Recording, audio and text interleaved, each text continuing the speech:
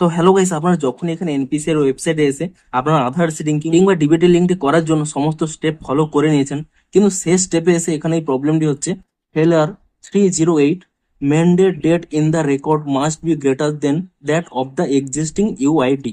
তো আপনাদের এই প্রবলেমটি কেন হচ্ছে এবং এর কি সলিউশন রয়েছে সেটাই জানাবো আজকের এই ভিডিওটিতে।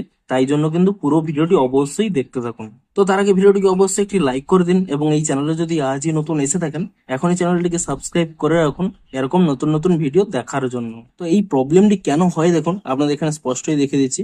আপনারা যখন এখানে এনপিসি এর ওয়েবসাইটে এসে আপনারা এখানে আধার সিডিং অর ডিসিডিং এই অপশানে ক্লিক করে নিয়ে ধরুন আপনারা হয়তো কোনো ব্যাংক থেকে এখানে কিন্তু ডিসিডিং করেছেন, অর্থাৎ আধার নম্বরটিকে আপনারা কিন্তু রিমুভ করেছেন এবং তার কিছু মুহূর্ত পরেই আপনারা কিন্তু এখানে সিডিং অপশানে ক্লিক করে নিয়ে অন্য একটি ব্যাংকের সাথে কিন্তু সিডিং করতে চান, সেক্ষেত্রেই কিন্তু আপনাদের এই প্রবলেমটি হয়ে থাকে।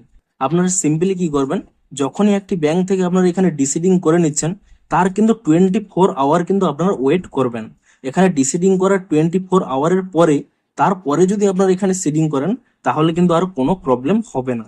কিন্তু আপনারা ডিসিডিং করার সাথে সাথেই যদি আপনারা পুনরায় অন্য একটি সিডিং করতে চান তবেই কিন্তু আপনাদের এই প্রবলেমটি হয়ে থাকে। তো এখানে সলিউশন হলো আপনারা এই ডিসিডিং করার পরে 24 আওয়ার কিন্তু ওয়েট করবেন, অর্থাৎ আজকে যদি ডিসিডিং করে থাকেন কাল ট্রাই করবেন এখানে সিডিংটি করার জন্য, তাহলে কিন্তু আপনাদের এই প্রবলেমটি আর হবে না। তো মূলত এই কারণের জন্যই কিন্তু এখানে এই প্রবলেমটি হয়ে থাকে। তো ভিডিওটি যদি একটু হেল্পফুল বলে মনে হয় অবশ্যই একটি লাইক করে দিন। দেখা হচ্ছে আরো কোনো ইন্টারেস্টিং ভিডিওর সাথে। Thanks for watching.